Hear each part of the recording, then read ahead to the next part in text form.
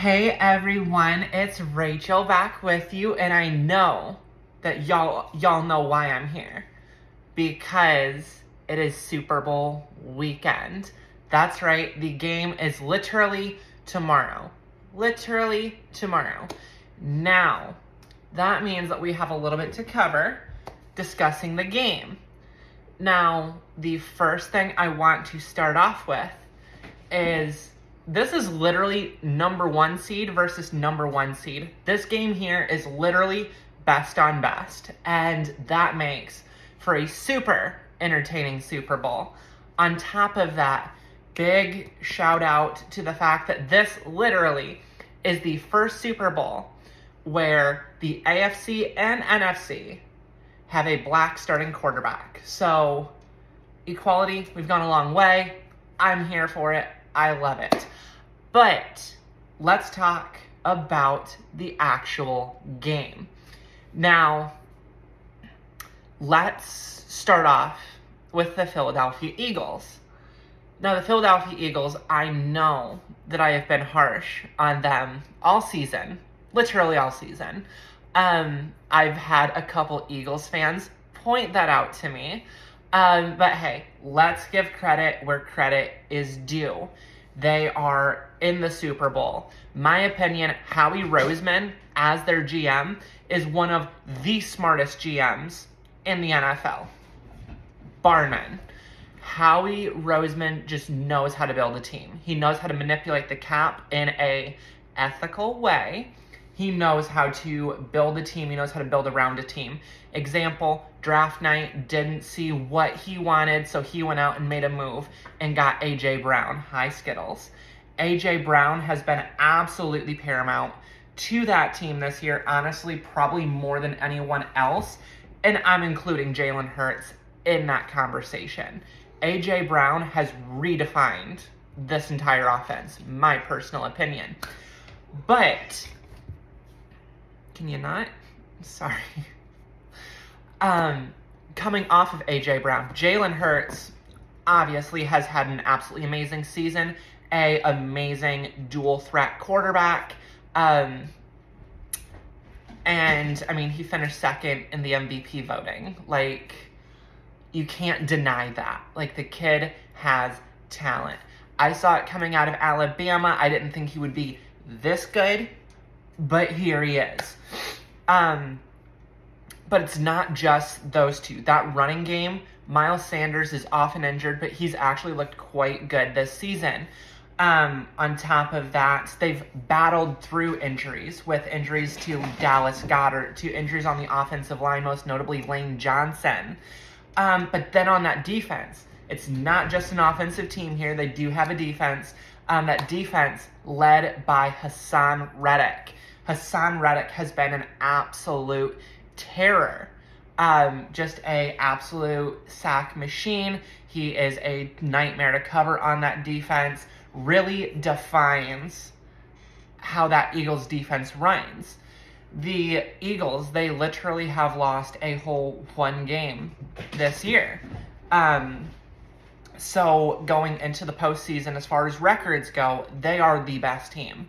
They might manage their way to the Super Bowl, so they obviously are a good team. I know that when they played San Francisco was down to their fourth string quarterback and then their third string again, but he obviously could not throw.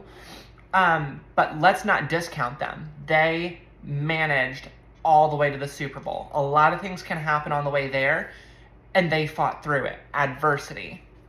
They're there.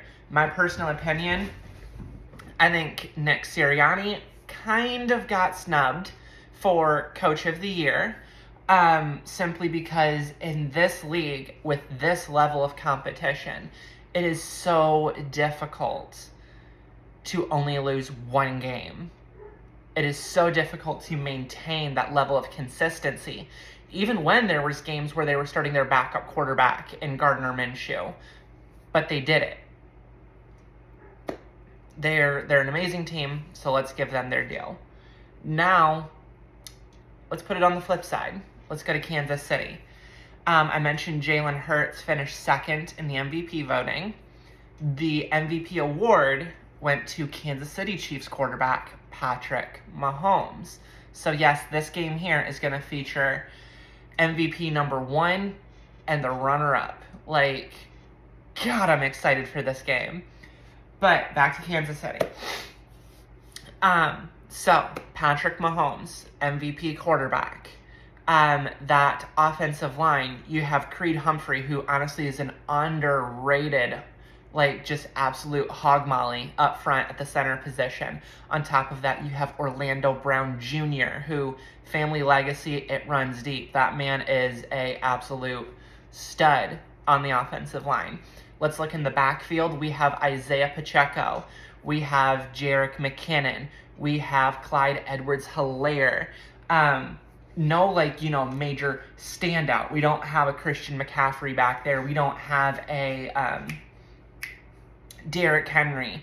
But that running back by committee can move mountains in the right system. On top of that, Juju Smith-Schuster, Mecole Hardman, Kadarius Toney. Granted, none of them are a A.J. Brown. None of them are a Justin Jefferson and Jamar Chase. But it's a team. It's a team game, right? Top that off, though. Travis Kelce. Travis Kelce, I'm just going to put it out there. I may get hate for this comment. Travis Kelce is the best center in NFL, or not center, the best tight end in NFL history. Bar none. Tony Gonzalez, I don't want to hear it. Rob Gronkowski, don't want to hear it. Antonio Gates, no, not even in conversation. Travis Kelce is next to none. Travis Kelce is right there, number 1. But that's Kansas City's offense. Let's take a look at the defensive side of the ball, led by Chris Jones on the defensive front. But, that's not all they have. They also have, a underrated stud cornerback in L'Jarius Sneed. L'Jarius Sneed is one of the best defensive cornerbacks. Let's go there. Cornerbacks in the NFL at this current point in time. Underrated like none other. If I didn't play fantasy football, L'Jarius Sneed is a name I probably would not know. I feel like that's a name that's not very known outside Kansas City, but this dude is a absolute beast at corner. Very, very, very good cover corner. Philadelphia Eagles, they are the number 1 offense in the NFL. Kansas City, they are very good on both sides of the ball. I feel like both coaches are underrated, and that includes Nick Sirianni. I just had that conversation. But I feel like Andy Reid always gets overshadowed as well. But then there's a little bit of, turmoil here. Philadelphia Eagles coaches are getting looks at head coaching opportunities. Eric Bieniemy, the Chiefs offensive coordinator, is literally interviewing for other offensive coordinator positions. So I know he's been passed over for a couple head coaching opportunities, but there's obviously a rift here. If he's not even wanting to stay in Kansas City as an offensive coordinator, there's obviously a rift here. So how's that going to play out in the big game? Along with, all the other distractions. We already talked about how it's literally number 1 versus number 1. We've already talked about how it's literally MVP winner versus MVP runner-up. We already talked about how it's the first Super Bowl featuring 2 black quarterbacks, but it's also the first Super Bowl featuring brothers on opposing teams. Philadelphia Eagles offensive lineman Jason Kelce and Kansas City Chiefs tight end Travis Kelce. It's got to be really hard being the third Kelce brother, the one that didn't go to the NFL. At family Christmas, just kind of living in that environment. But hey, it's great. It's fine. I'm sure it's fantastic. But then it comes down to, what am I thinking on this game? How do I see this going? I see this being a very close affair.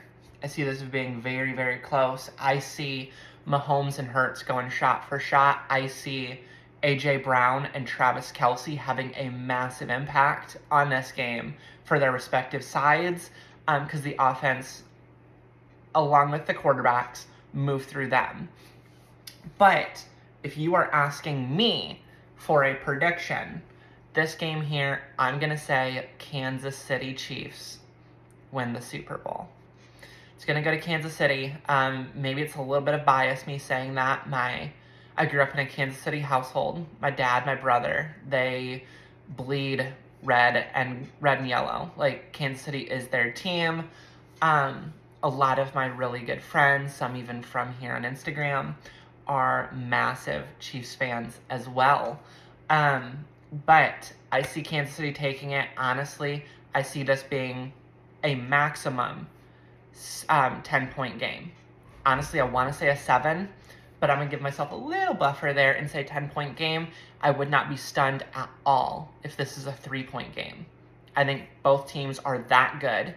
I think they are that evenly matched. I think it's going to be an absolute barn burner. Like, truth be told, I do.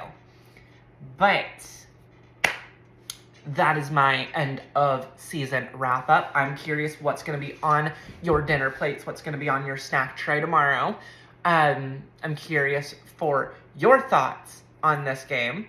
And I am also just wanting to mention as well that here coming into the off season, we're not done. We're not done. I live and breathe football. We all know this. I think I've made that abundantly clear. So in the postseason, we are going to have free agent observations, free agent wrap-ups, NFL draft lead-up, the actual NFL draft itself. We are going to have content where we can keep this conversation going. So if you are one of my football fans, if you are here on my page mostly for my football content, do not worry. It is not going away, even with the season ending. If you are not a football fan, if you are here just because you like me and you want to see how I live my life, football's a big part of it, so bear with me. All right, my friends, I'm going to log off. It is time to go to town and do my thing. So I will talk to y'all soon, and I love you. It's been an amazing season. Thank you for this fun ride, but I am signing off. Goodbye.